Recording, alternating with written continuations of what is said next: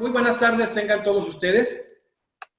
Estamos muy contentos desde la Academia Mexicana de Derecho en este ciclo de conferencias internacionales de Derecho Procesal Constitucional y Derecho Internacional de Derechos Humanos, porque hoy nos acompaña un joven, para mí, para la Academia, verdaderamente extraordinario y fuera de lo común. Un ejemplo para la juventud y un ejemplo para el derecho. Está con nosotros Francisco José Alfonso Carballo de Venezuela. Muchísimas gracias, Francisco. Hemos decidido colegiadamente nombrarte miembro honorario de la Academia. Felicidades por tu talento, felicidades por tu trabajo y felicidades por ser un ejemplo a tu corta edad en el derecho. De verdad que estamos muy contentos de que seas miembro honorario y bienvenido con un trabajo impresionante que has hecho y que de verdad a tu corta edad no sé qué va a pasar cuando ya tengas 40, 50 años que habrás aportado al derecho, Francisco José. Bueno, primero que nada, buenos días allá en México, buenas tardes, saludos desde acá, desde Ginebra. Muchas gracias por la oportunidad, por el nombramiento, por el espacio y por la disponibilidad para conversar hoy un poco sobre temas que son tan relevantes y nos interesan tanto a todos en el mundo del derecho. Claro que es un tema relevante, sobre todo viendo que en América Latina en muchas de las ocasiones se permea el tema de la corrupción y la impunidad, y que hoy tocaremos con Francisco José Alfonso Carballo de Venezuela el tema de detenciones arbitrarias y el derecho a la libertad personal desde la perspectiva del derecho internacional de derechos humanos. Bueno, Francisco José Alfonso Carballo es magíster en Derecho Constitucional en Venezuela, es Legal Magíster en Derecho Internacional y Derechos Humanos en Reino Unido.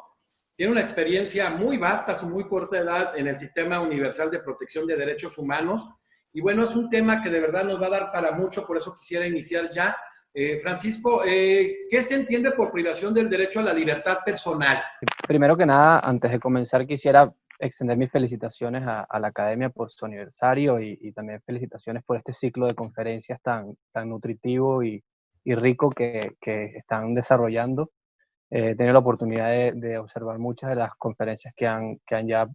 realizado y de verdad que es un privilegio poder formar parte de este aniversario. Para contestar su pregunta sobre qué se entiende por privación de la libertad, primero también habría que hacer una diferenciación entre la libertad y algunos otros conceptos, por ejemplo, la diferencia entre la libertad en sentido amplio, entendida como la libertad de la persona a desarrollar su proyecto de vida y a procurarse para sí la satisfacción de sus necesidades, etcétera. De esa no es la libertad de la que vamos a hablar hoy en día, vamos a hablar de la libertad personal, que es la libertad a no ser confinado a un lugar específico con la prohibición de salir de ese lugar. Hoy vamos a hablar de esa libertad en sentido estricto. También quisiera diferenciarlo con el derecho a la seguridad personal, porque en muchos casos en los tratados internacionales y en el lenguaje del derecho internacional vemos el derecho a la libertad y la seguridad personal uno al lado del otro, la libertad y la seguridad. Sin embargo, también es importante precisar antes de comenzar que estamos hablando de libertad diferente al derecho a la seguridad. El derecho a la seguridad entendido como a no ser objeto de amenazas, de atentados contra la vida, la integridad personal, daños físicos, etcétera, se diferencia de este derecho a la libertad en sentido estricto, que se refiere a no ser sujeto a coacción en un lugar y en un espacio determinado. Entonces, cuando hablamos o tratamos de responder la pregunta de qué se entiende con una privación de libertad, nos referimos a la situación en la que se circunscribe a una persona a un espacio determinado, limitado, y se le prohíbe dejar el lugar, so pena de sufrir consecuencias negativas automáticamente o a posteriori por haber dejado ese lugar. Entonces, cuando se habla de una privación de libertad, automáticamente los abogados solemos pensar en prisión, condena penal, sentencia. Sin embargo, va un poco más allá de simplemente la condena penal, porque la privación de libertad también puede tomar formas diferentes de detención, como por ejemplo el arresto domiciliario, la privación de libertad de personas migrantes, la privación de libertad en el contexto de instituciones psiquiátricas. También incluye la privación de libertad por razones de seguridad para prevenir daños a la persona misma que está siendo privada de libertad o a otros en su comunidad. Entonces, cuando se habla de privación de la libertad, se entiende en sentido estricto la libertad de movimiento libre en el territorio, en el país o fuera de él, pero también incluye dentro de ese sentido estricto no solo la libertad o la condena penal y la detención por condena penal, sino también por prisión preventiva y estos otros ejemplos como la migración y detención psiquiátrica. Francisco, ¿qué normas del derecho internacional protegen la libertad personal en contra de detenciones arbitrarias? Y agregando una segunda pregunta que se articula, ¿y cuáles son las diferencias? El derecho internacional tiene varias fuentes y entre ellas la más común y la más citada son los tratados del derecho internacional. Sin embargo, también en la costumbre internacional se generan derechos, se generan normas por su práctica reiterada, por su sentido de obligatoriedad. Sin embargo, los tratados vigentes, principalmente el Pacto Internacional de Derechos Civiles y Políticos, y en el caso de México y del continente, la Convención Americana sobre Derechos Humanos, pero también la Convención Europea o la Carta Africana, al igual que la Declaración Universal de Derechos Humanos, todos contienen normas que protegen el derecho a la libertad personal y prohíben a la misma vez la detención arbitraria. Ahora, existen diferencias entre estas normas, pero todas ellas de alguna manera recogen y codifican esa costumbre y práctica internacional y la tipifican y crean normas de derecho internacional. En el caso de la Declaración Universal, inicialmente, hace ya más de 70 años, fue redactada no con el propósito de que fuera un instrumento de derecho internacional obligatorio o vinculante, por su aceptación reiterada y constante en el tiempo y la evolución del entendimiento que la comunidad internacional ha tenido de ese tratado, ya se puede considerar que es una fuente también de obligaciones para los estados, una fuente de derechos para los individuos y entra dentro de ese terreno de las fuentes escritas o los tratados de derecho internacional. Entonces, dentro de la Convención Americana tenemos el artículo 5 que consagra el derecho a la libertad personal y la prohibición de las detenciones arbitrarias. En el caso del Convenio Europeo es el artículo 7, que yo diría, el que tiene mayor diferencia con el resto de las fuentes de derecho internacional en este sentido. En el caso del Pacto Internacional de Derechos Civiles y Políticos es el artículo 9, y en la Declaración Universal encontramos el artículo 3, que consagra el derecho a la libertad personal, al lado del derecho a la seguridad también, como ya lo mencionaba, pero también el artículo 5 consagra la prohibición de la detención arbitraria. Ahora, decía que en el caso de la Declaración Universal, perdón, en el caso de la Convención Europea, la diferencia es mayor porque en el caso de la Convención Europea, muy llamativamente, se establecen un listado de supuestos bajo los cuales se permite privar a una persona de libertad. En cambio, en los otros tratados no se listan esos supuestos. En la Convención Europea se declara que se puede privar a una persona de su libertad en cumplimiento de una sentencia judicial. Por desacato de una sentencia judicial, se contempla también cómo o en qué caso se puede privar de libertad a una persona para obligarla a comparecer a un juicio. También se menciona el tema de la detención por razones de seguridad, la detención de niños igualmente por razones educativas, entre otras. En oposición a eso, ni en el Pacto Internacional de Derechos Civiles y Políticos ni en la Convención Americana se hace un listado de los supuestos bajo los cuales se podría privar de libertad a una persona, sino se requiere que se haga de conformidad con los procedimientos establecidos en la ley interna del país en el que tenga lugar la detención. Sin embargo, esa duplicidad de aproximación sobre cómo regular o prohibir la privación arbitraria de la libertad no ha significado un mayor obstáculo ni ha significado una gran diferencia en la puesta en práctica en Europa o en el continente americano el efectivo ejercicio de este derecho, porque a fin de cuentas las garantías que protegen la libertad personal en los dos sistemas terminan siendo las mismas. Existe un conjunto de garantías que protegen el derecho a la libertad personal en contra de las detenciones arbitrarias, y esas garantías siguen siendo las mismas y aplican sin muchas veces importar cuáles fueron las bases o los motivos por los cuales se decidió privar de libertad a una persona. Perfecto. Francisco, ¿cuáles son las garantías del derecho internacional en contra de las detenciones arbitrarias a que ya aludiste? Sí, esas mismas garantías a las que hacía mención, que se desprenden de todos estos tratados y fuentes de derecho internacional que ya he mencionado, son comunes, y si bien las encontramos de manera más literalmente reflejada en algunos tratados y no tan claras en otras, la costumbre y la práctica internacional, la jurisprudencia de los tribunales internacionales de derechos humanos y también la práctica de los mecanismos de protección de derechos humanos de la ONU han estado de acuerdo con las mínimas garantías en común que se deben satisfacer al momento de privar a alguien de libertad. Sin embargo, yo diría que el Pacto Internacional de Derechos Civiles y Políticos es el que de manera más clara, al igual que la Convención Americana, establecen esas garantías y las enumeran, como ya dije, en el pacto en el artículo 9, que aseguran o buscan proteger el derecho a la libertad personal y evitar que una detención sea arbitraria.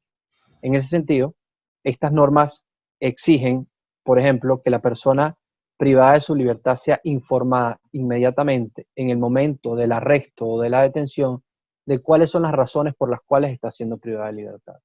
Entonces, la primera garantía sería el derecho, esa garantía a la información de las razones por las cuales sucede la privación de la libertad.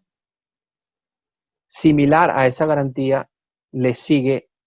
el derecho a ser informado de las acusaciones penales en contra de la persona. Parecen lo mismo, pero no lo son. En un caso, en el primer caso, cuando hablamos de la información sobre las razones de la detención, se puede satisfacer de manera verbal, simplemente indicándole por parte de los agentes aprensores a la persona cuáles son las razones de manera breve e inmediata y sin demora. Puede ser posteriormente, pero no en un plazo irrazonable y debe ser justificado. Se le deben presentar por escrito y en detalle a la persona detenida cuáles son las acusaciones penales en su contra de haberlas. En ese sentido, no solo basta decirle la acusación penal es por ejemplo, robo. No, hay que identificar y precisar los hechos que se alega constituyen ese robo o ese delito que esa persona cometió, y además también cuál es la base legal o la norma en concreto que ordena la privación de libertad de esa persona que se alega está bajo ese supuesto delito cometido. Entonces, esa es la primera garantía, la garantía de la información. Información de las razones del arresto y después los detalles de los cargos penales que hay en contra de la persona. Posteriormente, y de seguidas, la siguiente garantía que tenemos es el derecho a ser presentado inmediatamente ante un juez. Toda persona detenida, en eso los instrumentos internacionales son muy claros, toda persona detenida y privada de su libertad debe ser llevada sin demora ante una autoridad judicial. Esa autoridad judicial debe ver en persona al detenido. No basta con que sea el secretario del tribunal el que vea o tenga la audiencia con el detenido, no basta con que sea mediante los apoderados, tiene que haber inmediatez entre el juez y el detenido momentos después de la detención. Ahora, ¿cuánto tiempo? En general, y ya en tiempos modernos se considera que 48 horas es un periodo suficiente para trasladar a la persona, tomando en cuenta que a lo mejor las detenciones pueden tomar lugar en lugares remotos, lugares de difícil acceso, o también durante fines de semana en los cuales los tribunales no están despachando o no están abiertos o el juez no se encuentra en el tribunal o no hay tantos tribunales de turno. Entonces, se entiende que 48 horas es el periodo regular y que más allá de eso hay una violación de la garantía de ser presentado sin demora ante un tribunal. De seguido también surge la pregunta de, bueno, ¿qué consideramos como un tribunal? Porque también se menciona que puede ser una autoridad judicial en ciertas ocasiones. Sin embargo, es preciso indicar que no puede ser la misma autoridad que investiga a la persona, que la tiene bajo custodia, la que además decida si hay méritos para detenerla o no, porque se considera que ahí puede haber un conflicto entre todos esos intereses en favor de decidir mantener a la persona privada de su libertad, y por eso se requiere que sea una autoridad independiente e imparcial la que vea al detenido luego de su aprehensión por otro organismo del Estado. Ese órgano jurisdiccional normalmente es un tribunal, a veces pueden ser en casos especiales, por ejemplo, de justicia militar o de temas migratorios, pueden ser organismos del Estado que no están etiquetados en su nombre como tribunal o corte, pero que en efecto pueden, por ejemplo, ordenar la liberación de la persona, pueden, por ejemplo, cuestionar la legalidad de las actuaciones de los funcionarios aprehensores y supervisar que la persona detenida no esté siendo sometida a ningún tipo de maltrato o discriminación, por ejemplo, o violación a alguno de sus otros derechos humanos. Ya tenemos la garantía de ser informado, la garantía de ser presentado ante un órgano jurisdiccional. La siguiente garantía es que la detención, en casos de detenciones preventivas o previas al juicio, o la detención sin condena penal, debe ser de corta duración. Es decir, las detenciones preventivas, el pacto lo dice muy claramente, previa al juicio debe ser la excepción y no puede ser la regla. Eso es una garantía importante porque ofrece a la persona privada de su libertad la posibilidad de ser liberada luego de que las investigaciones han progresado y el juicio no ha avanzado, o la sentencia no ha sido alcanzada y la persona sigue privada de su libertad. En esos casos, esta garantía lo que propone y lo que exige es que la persona sea liberada o que se le conceda una medida alternativa a la privación de libertad, como por ejemplo el deber de presentarse cada 15 días, una semana ante el tribunal, o la prohibición de salida del país, o la retención de algunas restricciones de movimiento, prohibición de frecuentar algunos lugares o algunas personas. Entonces, esas son medidas alternativas a la detención que sirven para sustituir una privación de libertad en casos de que una investigación penal no progrese y la persona tenga que asegurarse su comparecencia ante el juicio. La siguiente garantía, ya luego de haber mencionado tres, recapitulo: el derecho a ser informado, el derecho a ser presentado y la excepcionalidad de la prisión preventiva. La cuarta sería el derecho a cuestionar la legalidad de la detención,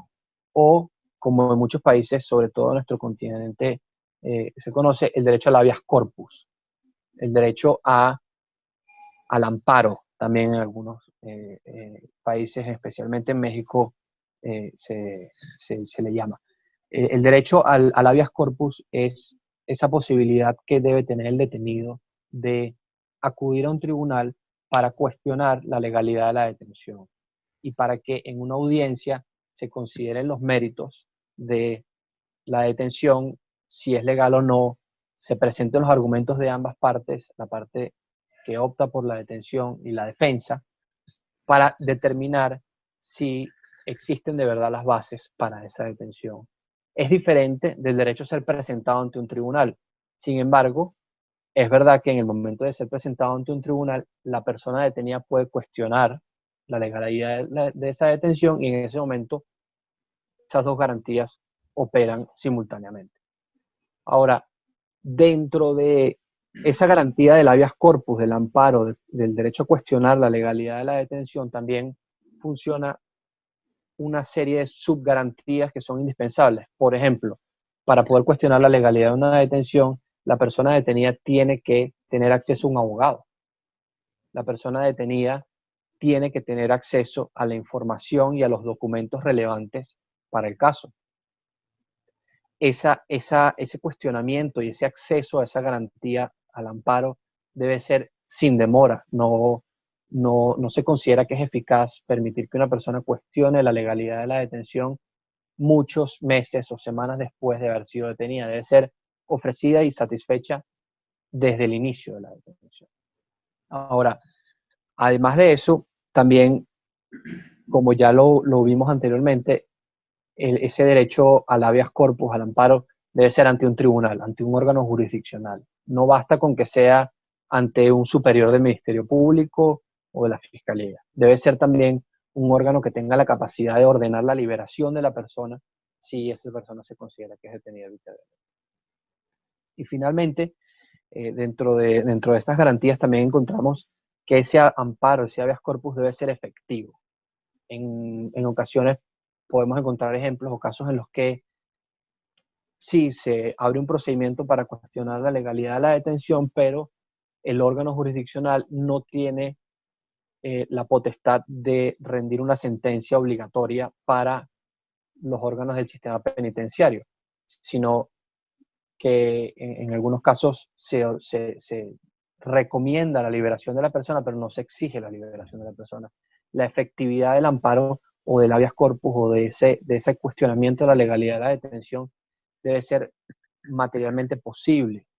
También se han reportado casos en los que se ordena la liberación de la persona, pero los órganos policiales desconocen la autoridad del tribunal o se niegan a cumplir con la sentencia de liberación, la orden de liberación. Entonces, se considera que ese recurso no ha sido efectivo. El recurso tampoco es efectivo si, por ejemplo, la persona no puede hablar el idioma en el cual se conduce el procedimiento y no se le da acceso a un intérprete, por ejemplo, también.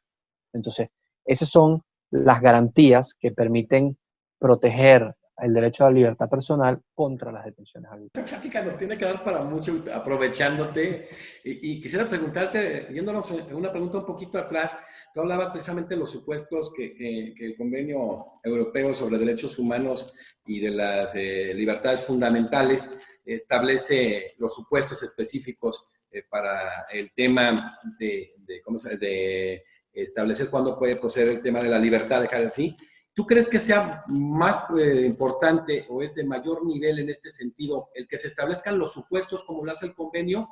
o a título personal con tu experiencia o no hay ninguna diferencia en que se establezcan o no estos supuestos?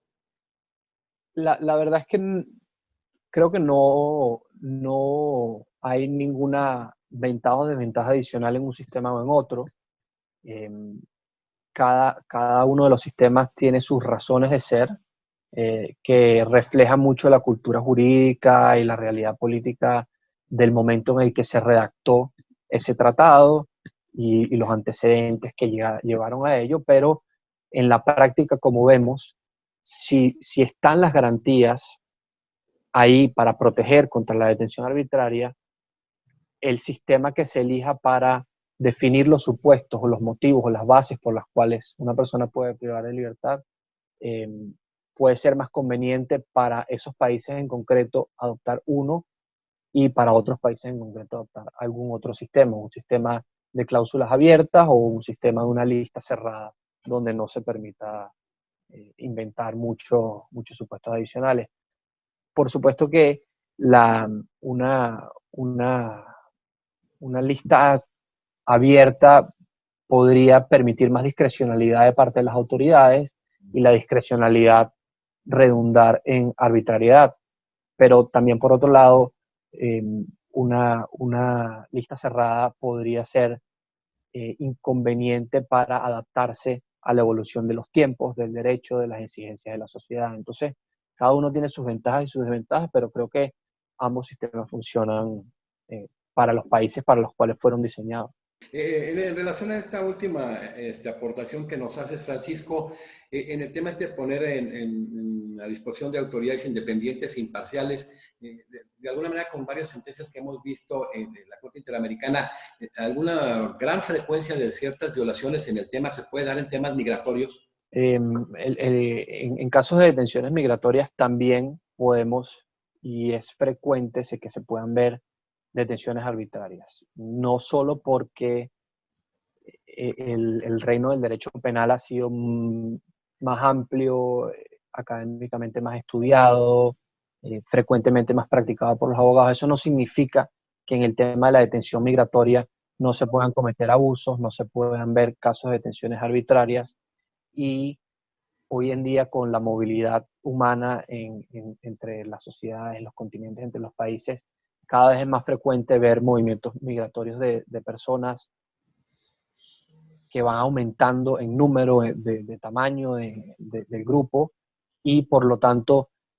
la exposición de esas personas a detenciones arbitrarias cada día es mayor. Entonces es importante también que exista una protección en contra de la detención de migrantes, que puede ser discriminatoria en algunos casos, puede ser innecesaria en otros, e inclusive puede llegar a poner en peligro la integridad y el bienestar y la dignidad de esa persona detenida. Recordemos que los migrantes están en muchos casos saliendo de un país por situaciones vulnerables, situaciones que no son de su propia elección y que ya de por sí están en un riesgo acentuado. Por lo tanto, ponerlos en detención se considera incrementar ese riesgo. Bueno, es que de verdad van surgiendo cuestiones que planteas y que da gusto que los puedas tú contestar. Francisco, hablaste y abordaste el tema de la justicia militar, y hoy en día uno de los grandes debates en América Latina es si para efectos del juez natural el cumplimiento del artículo 8.1 de la Convención Americana de Derechos Humanos del juez independiente, imparcial, el que haya tribunales militares fuera del Poder Judicial puede representar alguna violación en este tema. En todo caso de detenciones arbitrarias siempre hay que ver las circunstancias del caso concreto. Es muy difícil hacer una declaración absoluta en la que se diga siempre que haya una detención ante un juez militar que no forme parte del Poder Judicial, esa es una detención arbitraria. No, hay que ver las circunstancias del caso concreto y ver cómo en ese caso concreto se satisfacen o no las garantías que deben estar presentes en toda detención para que no sea arbitraria. Si, por ejemplo, ese juez militar depende del Poder Ejecutivo, que también tiene subordinado el poder de investigar y acusar al detenido, y el detenido se encuentra frente a un sistema en el cual no tiene igualdad de armas para luchar por su libertad, porque está siendo acusado por un órgano, la Fiscalía Militar, que depende del Ministerio de Defensa, ante un juez que también depende del Ministerio de Defensa. Habría que ver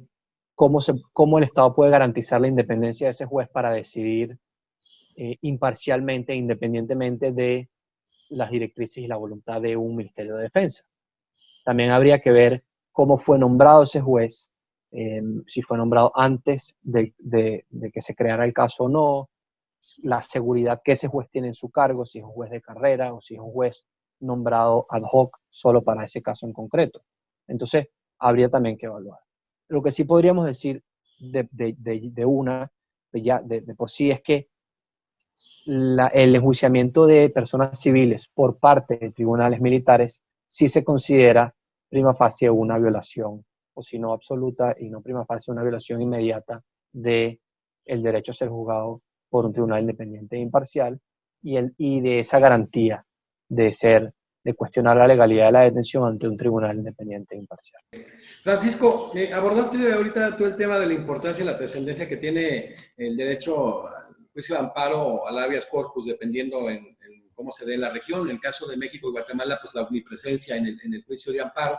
Y en otros países, como el caso peruano, el caso argentino, pues con la coexistencia del habeas corpus, que para mí genera un tema de especialización y que incluso pretorianamente han venido perfeccionando la tipología de los habeas corpus. Desde tu visión, ¿qué da mayores garantías en este tema, por ejemplo, en el sistema interamericano con base al 25.1 de la Convención Americana sobre Derechos Humanos, para el tema de un recurso rápido y efectivo? La existencia de un amparo omnicomprensivo, de un amparo en defensa de la libertad personal o en específico de un habeas corpus. Es muy difícil responder sin entrar a ver el sistema particular de cada país y cómo está funcionando, porque recordemos que puedes tener la constitución más eh, beneficiosa para los derechos de la persona del mundo, puedes tener las leyes más claras, redactadas de la manera más en favor del detenido, y puedes tener los procedimientos judiciales y los lapsos del código de procedimientos y los lapsos del amparo pueden estar legislados de manera que se exija una resolución del asunto en menos de una semana, pero hay que ver si en la práctica eso se cumple. Lo que quiero decir aquí es que habeas corpus, amparo, hay que ver cómo está funcionando el sistema de cada país, porque sabemos que muchos de ellos enfrentan una tremenda presión por la cantidad de sobrecarga de trabajo que tienen, retraso procesal, dificultades, sobre todo, imaginemos ahora, en medio de una pandemia de salud mundial, donde la actividad tribunalicia seguramente también se ha visto afectada en Latinoamérica de manera significativa. Entonces, eh, lo importante, más allá de cómo llamemos o qué nombre o qué apellido le pongamos al procedimiento y, y los lapsos que se diseñen, qué tan rápidos sean, habría que entrar a ver que funcionen de verdad en la práctica, que en verdad uno cuente con instituciones fuertes, que los familiares y los abogados de las víctimas puedan acudir ante instituciones del Estado independientes, autónomas, con esa madurez institucional para de verdad eh,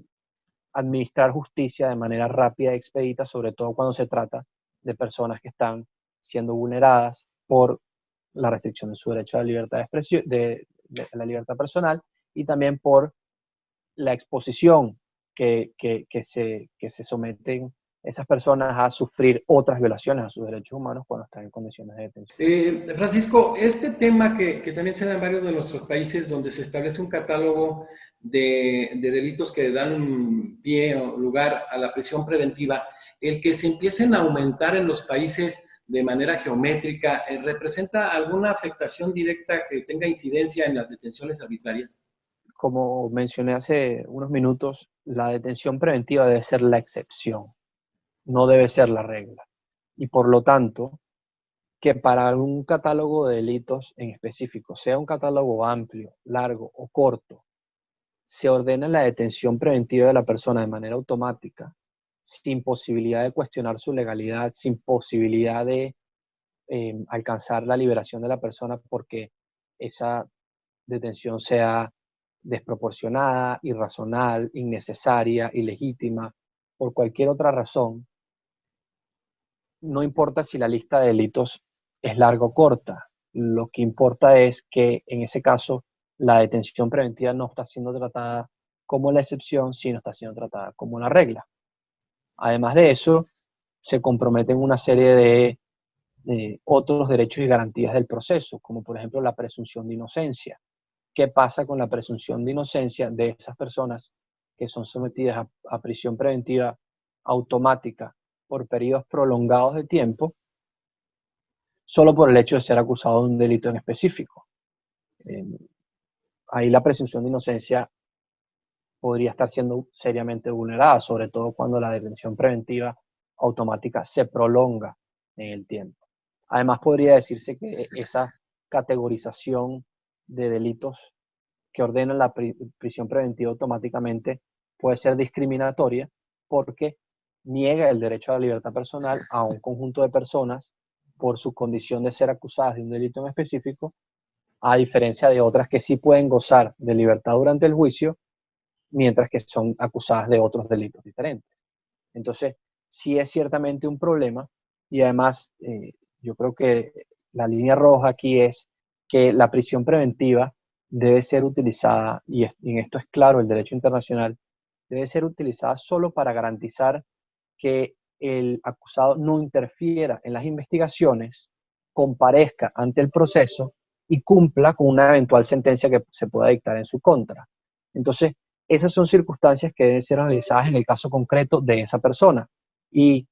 considerar que cualquier persona acusada de un delito en específico va a entorpecer las investigaciones, no se va a someter al proceso y no se va a someter a una eventual sentencia en su contra, solo por el hecho del delito acusado,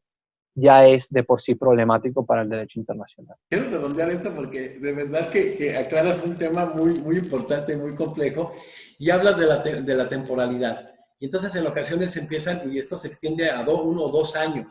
¿Hay algún límite en los estándares internacionales de derechos humanos? Los estándares internacionales de derechos humanos no fijan un límite preciso de tiempo en este sentido. Habría que ver las circunstancias del caso concreto. La detención provisional puede ser considerada excesiva y desproporcionada dentro de los 2 años, pero también dentro del primer año, o dependiendo de las circunstancias de cada caso, podría ser inclusive en periodos menores de 1 año. Habría que ver la complejidad del caso, la actuación de las partes en el proceso, a quién es atribuible esa demora, etc. Sí, los mismos elementos del plazo prudente, ¿verdad? Sí, sí, sí. Bueno, Francisco, ¿cuándo podemos considerar que una detención entonces es arbitraria? Hay diferentes maneras, ¿no? Y los órganos, si vemos la jurisprudencia de los órganos protectores de derechos humanos, varía la forma en que se evalúa una detención para determinar si es arbitraria o no. Recordemos además, y esto es algo que normalmente se suele abordar al inicio de este tipo de discusiones, omitimos hacerlo. Recordemos que no es lo mismo una detención ilegal que una detención arbitraria. Es decir, una detención podría parecer legal porque cumplió al pie de la letra de manera formal, pero en el fondo, sustancialmente o materialmente, es arbitraria por razones adicionales o ajenas a esa ley que la regula, porque fue ejecutada de manera arbitraria la ley, porque la ley es demasiado amplia, porque permite demasiada discrecionalidad de las autoridades y no permite al individuo prever y adecuar su conducta para evitar ser sometido a una detención arbitraria. Entonces, detención arbitraria no es lo mismo que detención ilegal. Ahora, ¿cuándo consideramos que una detención es arbitraria? Una detención, por un lado, hay órganos de derechos humanos que inicialmente comenzaron diciendo el elemento de arbitrariedad requiere que esa persona pueda eh, evaluar la ley de una manera razonable, que la detención se pueda considerar justa, apropiada, prescindible, proporcional, etc. Entonces, a partir de ahí ha surgido lo que en la jurisprudencia de la Corte Interamericana vemos, pero también lo vemos en el Comité de Derechos Humanos de Naciones Unidas y en la jurisprudencia del Tribunal Europeo de Derechos Humanos, es el test de proporcionalidad. El test de proporcionalidad lo que busca es estudiar si una detención, en primer lugar, el primer paso sería su legalidad, si una detención es legal. Después, el segundo paso sería ver si la detención es legítima, es decir, si la detención busca un fin que no es contrario a los derechos humanos y al Estado de Derecho, un fin legítimo, como por ejemplo, ya mencioné en el caso de la prisión preventiva, un fin legítimo o el fin legítimo para la prisión preventiva sería asegurar la comparecencia del acusado ante el juez y ante una eventual sentencia. Pero, por ejemplo, si el fin de una prisión o una detención es evitar que una persona ejerza su derecho a la libertad de expresión, no se puede considerar como un fin legítimo, porque es un fin que viola los estándares o los derechos del Pacto Internacional de Derechos Civiles y Políticos o de la Convención Americana en el caso de nuestra región. Entonces, el segundo criterio de ese test de proporcionalidad sería que persigue un fin legítimo. Luego debe ser factible, debe ser posible que ese fin se alcance a través de la detención. Es decir, debe ser adecuado el medio que se persigue para alcanzar ese fin. El cuarto escalón de este test de proporcionalidad sería que sea necesaria. Es decir, que la detención sea el último recurso al que se acuda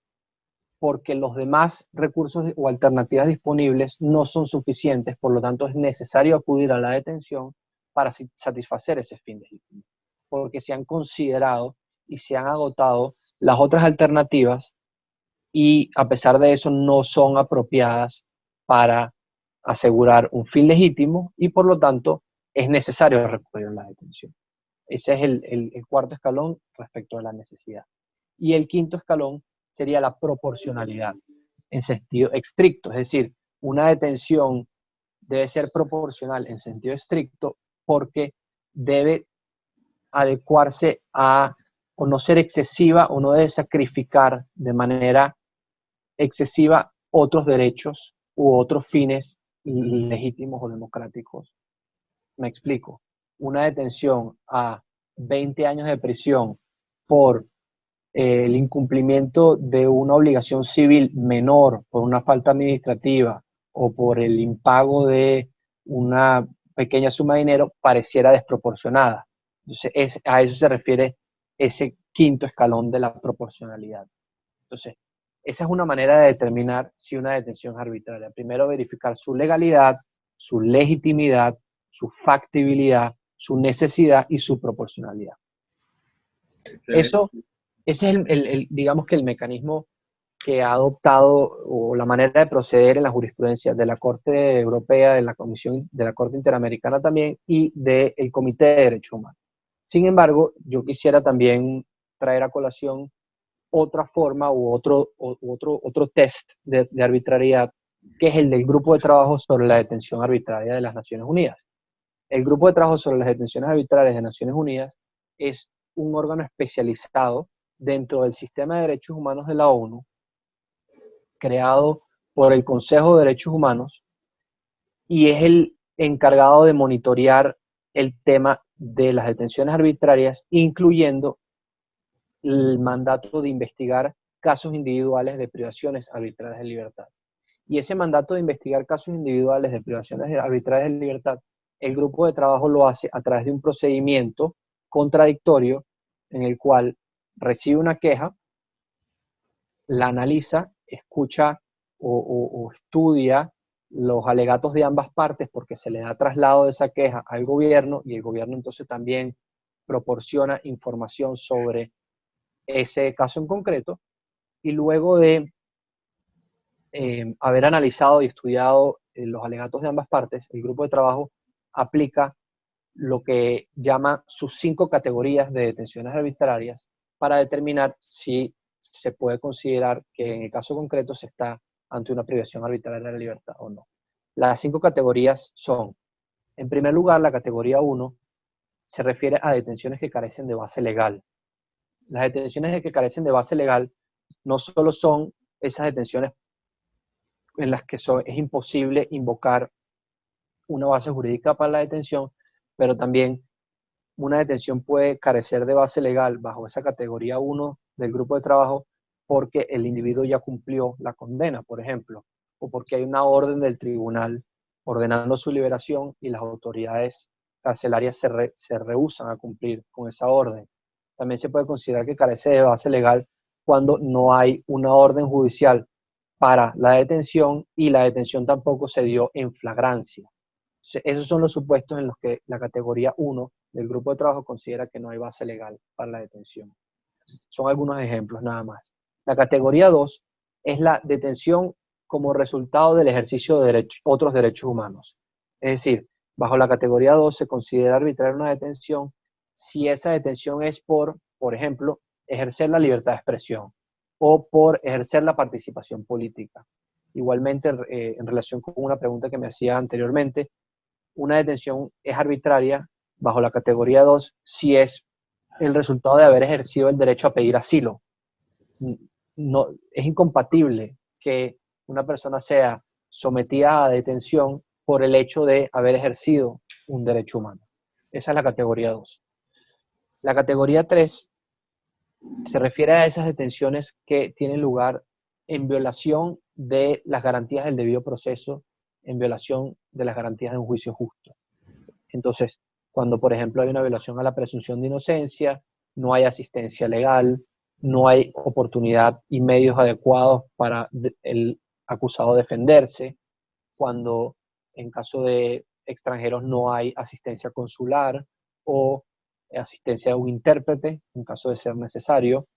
inclusive cuando no se garantiza el derecho de apelación o la revisión de la sentencia por parte de un tribunal superior. Cuando se dan las violaciones a las garantías procesales del artículo 14 del pacto o del artículo 8 de la Convención Americana, se considera que se está bajo una detención arbitraria de conformidad con la categoría 3 del grupo de trabajo. En relación con la categoría 4, esa se refiere a las detenciones migratorias, las detenciones de personas migrantes o solicitantes de asilo, cuando éstas se prolongan de manera indefinida en el tiempo y no son sometidas a una revisión judicial periódica. Finalmente, la categoría 5 del grupo de trabajo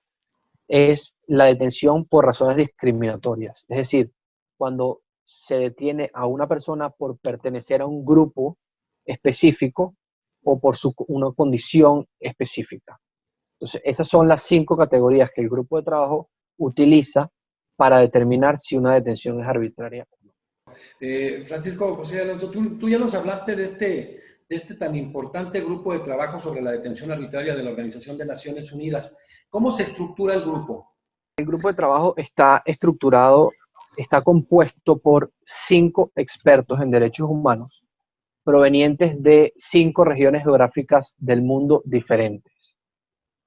En el caso actual, de hecho, el grupo está integrado por un miembro mexicano, por una persona de nacionalidad mexicana, pero también por una persona de Australia, por una persona de Latvia, por una persona de Benín y por una persona de Corea del Sur. Es decir,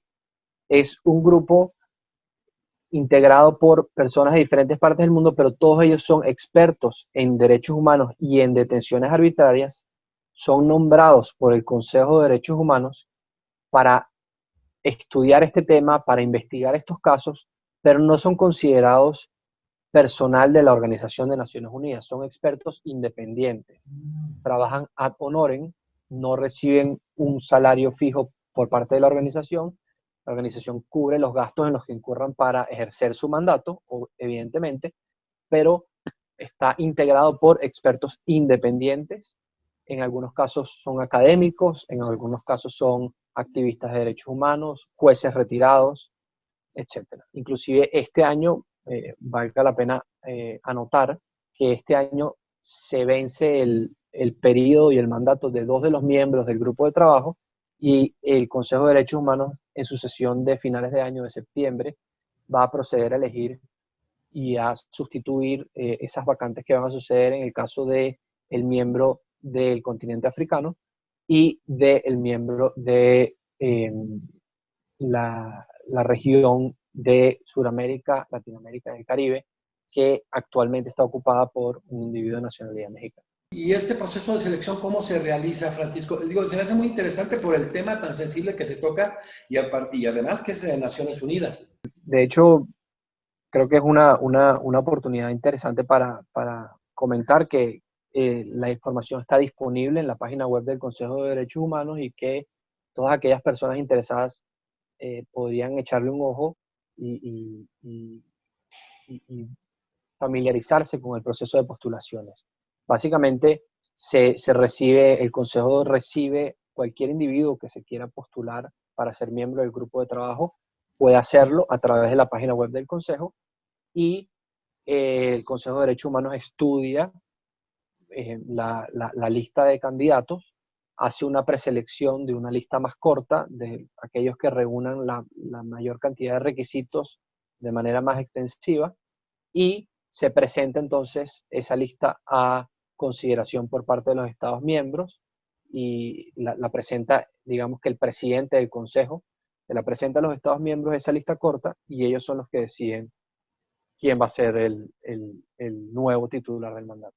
Francisco, este importante grupo, ¿cómo sesiona? ¿Es de una manera continua o es conforme a los casos que se tienen al momento? ¿O cuál es la manera de sesionar? El grupo de trabajo siempre opera porque el grupo de trabajo tiene una secretaría que sí es permanente y sí está ubicada en Ginebra, son integrada por staff de Naciones Unidas, personal de Naciones Unidas, oficiales de derechos humanos de las Naciones Unidas, y ese trabajo del grupo es diario. Sin embargo, en plenaria, los 5 miembros del grupo se reúnen en sesión plenaria 3 veces al año, durante el mes de abril primero, luego durante el mes de agosto y posteriormente durante el mes de noviembre. Durante esos 3 momentos en el año, ellos de las diferentes partes del mundo vienen a Ginebra, se reúnen aquí y sesionan por 2 o 1 semana, dependiendo del caso, y durante esa sesión se estudian cada uno de los casos individuales que están ya, digamos, sustanciados y que ya están listos para ser considerados, pero además no solo se estudian casos individuales, sino también hay reuniones con misiones permanentes aquí en Ginebra, representantes de gobiernos ante las Naciones Unidas, con víctimas de derechos humanos, con activistas de la sociedad civil, con académicos. Además, el grupo no solo se limita a estudiar casos de privaciones de libertad, el grupo de trabajo también, por ejemplo, realiza visitas oficiales a países y durante las sesiones del grupo, posteriormente, se discuten los hallazgos durante la visita y se discute un informe sobre la visita, que ese informe posteriormente se presenta ante el Consejo de Derechos Humanos, junto con un informe anual. El grupo de trabajo todos los años presenta entonces un informe ante el Consejo de Derechos Humanos y ese informe también se discute durante una de esas 3 sesiones que se celebran al año. Además, en este contexto, también vale la pena destacar que el grupo además adopta lo que ha llamado deliberaciones. Las deliberaciones son documentos en los cuales resume su jurisprudencia sobre un caso o sobre un tema determinado que en ese momento puede ser relevante. Por ejemplo, hace un par de años el grupo adoptó una deliberación sobre la detención de personas migrantes, que era una de las preguntas que me hacía al principio de nuestra conversación, pero también en la sesión de abril el grupo de trabajo adoptó una deliberación sobre detenciones en contextos de emergencias públicas de sanidad. Todo esto obedeciendo a la actual crisis de pandemia mundial del COVID-19. Entonces el grupo lo que hizo fue resumir su jurisprudencia sobre detenciones en el contexto de una emergencia de salud pública y presentarla en un par de páginas, digamos un poco más, pero de manera resumida, adjunta a ese informe que se presenta ante el Consejo de Derechos Humanos con la intención de que los estados puedan adoptar su legislación y sus prácticas y políticas públicas en la materia de una manera que sea acorde a los derechos humanos y al derecho, en este caso en particular, a la libertad y la seguridad personal y a no ser sujeto de detención. Todo este grupo, pues bueno, el trabajo es impresionante, la elección de los perfiles, pues ya imagino lo meticulosa que es. Cuando ya se integra el expediente, cuando ya está el proceso desarrollado y se va a resolver en cuanto a la procedencia del planteamiento, se hace la resolución, toma una votación simple, una votación calificada. ¿Cómo se toma en consideración que pueda proceder y calificarse de arbitraria una detención, Francisco? Históricamente, y lo normal es que los expertos del grupo adopten sus decisiones, que las llamamos opiniones, por consenso. Es decir, todos en general, los miembros del grupo, suelen estar de acuerdo en calificar una detención arbitraria en cada uno de los casos que estudia. Sin embargo, siempre existe la posibilidad de que algún miembro del grupo, si no está de acuerdo con la mayoría, presente un voto disidente o una opinión motivada individual para explicar por qué en algún punto en particular no se alineó con la mayoría. Sin embargo, la práctica abrumadora en la gran cantidad, la mayoría de las opiniones del grupo de trabajo siempre ha sido decidir estos casos por consenso entre todos los miembros. Para concluir, la existencia de estos grupos tan importantes en un organismo tan trascendental como es Naciones Unidas, el organismo más importante en defensa de derechos humanos, lleva la implicación en que los países, las resoluciones, ahora que hablábamos de prisión preventiva, sentencias privativas de libertad, generen verdaderamente fundamentaciones más profundas, Francisco, a sus resoluciones. Efectivamente, cuando se logra incorporar un análisis legal desde la perspectiva del derecho internacional de los derechos humanos a un caso particular, ese análisis legal internacional busca influenciar la situación de una persona que está sometida a una jurisdicción nacional. Entonces, hay siempre en una dinámica de diálogo y de intercambio entre el órgano en Ginebra y el tribunal en un municipio, un país, una región en concreto. Eh, Da un valor agregado, eh, yo diría un valor significativo, contar con un análisis de una detención no solo vista desde la óptica de la fiscalía y el juez del proceso en primera instancia en un caso concreto, sino también desde la óptica del derecho internacional moderno de los derechos humanos como hoy en día lo conocemos y cómo va evolucionando y se va adaptando al tiempo y a las realidades de cada situación. Francisco, de verdad el tiempo se nos fue muy rápido, independientemente de que aclaraste dudas, el nivel de aclaración vale mucho la pena. Esto se ha venido convirtiendo en reales documentales estamos viéndolos en parte de Europa, materialmente en toda América Latina, y yo creo que este también va a tener una trascendencia increíble. Yo siempre lo he establecido, lo he pensado, lo he externado, pero hoy con casos como el tuyo estoy más convencido de que el conocimiento no tiene edad. O sea, yo veo la humildad que tienes, lo joven que eres, lo que has logrado, donde te has posicionado con base a tu capacidad, a tu esfuerzo, a tu cognición jurídica, que mantienes pies en la tierra, que tienes un trato más que humilde de acceso a la gente a pesar de las instancias en las cuales tú estás. Y de verdad es muy, muy, muy reconfortante, es muy agradable para la Academia Mexicana de Derechos,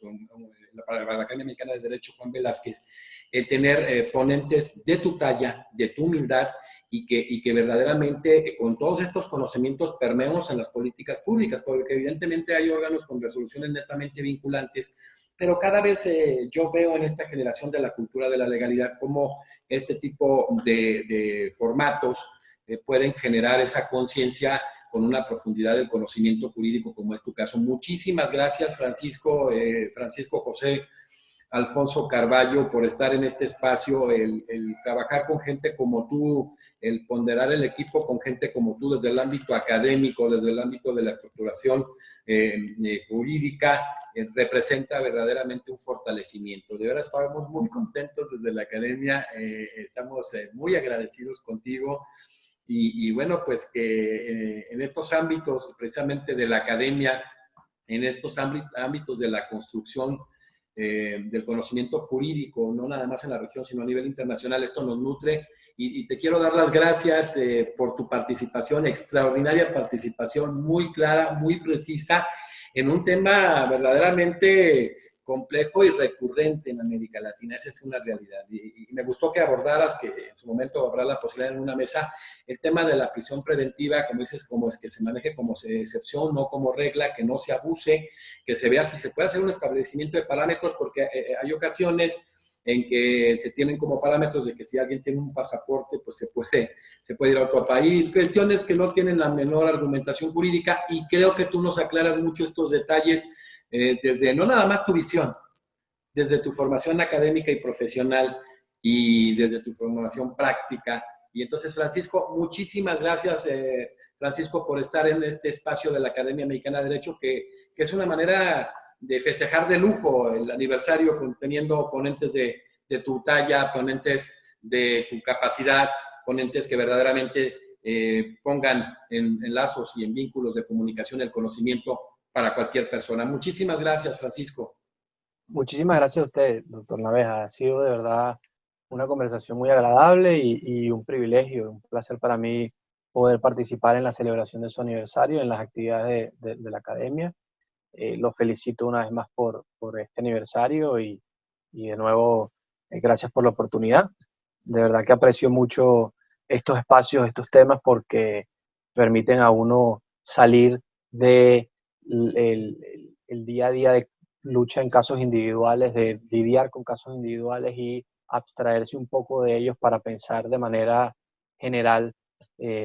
y tratar de vez en cuando de pintar una imagen sobre el mundo en el cual uno trabaja y la área que a uno tanto le preocupa y le apasiona.